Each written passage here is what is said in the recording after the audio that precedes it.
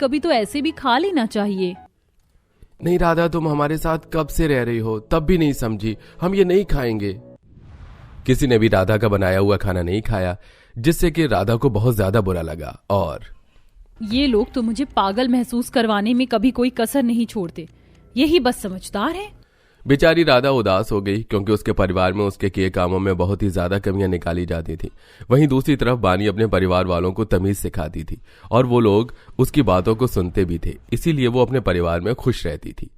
ऐसे ही सिलसिला जारी था और आज के दिन राधा के घर मेहमान आए हुए थे।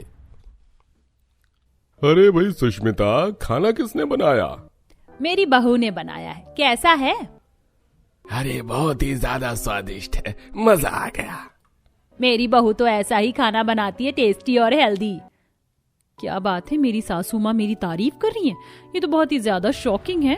चलो, लेकिन अच्छा है, कम से कम मुझे कुछ तो वैल्यू दी गई। सुष्मिता ने ऐसे बोलकर बात को खत्म कर दिया। आज उसका मन कुछ खुश सा हुआ था, क्योंकि उसकी सास ने उसकी तारीफ की थी। ऐसे ही सिलसिला जारी था कि एक दिन, ओहो, बिजली चली गई। मेरा कितना इंपॉर्टेंट असाइनमेंट चल रहा था। अरे नहीं, लाइट चली गई। अब तो इंडक्शन पर खाना नहीं बन पाएगा और साथ ही माइक्रोवेव भी काम नहीं करेगा। तो मैं क्या करूं अब? सभी घर में परेशान हो गए थे, क्योंकि बिजली चली गई थी। ऐसे में राधा ने दिमाग चलाया और वो खाना बनाने अपने घर के ग्राउंड में आ गई, जहां उसने ईंटों का चूल्हा बनाकर उसके ऊपर खाना बनाना शुरू किया। अरे वाह भाभी, हमें तो पता भी नहीं था कि इस तरह से भी खाना बनाया जा सकता है। वाह बहू, आज तो तूने हमारी पढ़ाई को फेल कर दिया। हम लोग तो बाहर से ही खरीद कर खाना खाते, अगर राधा भाभी ना होती तो।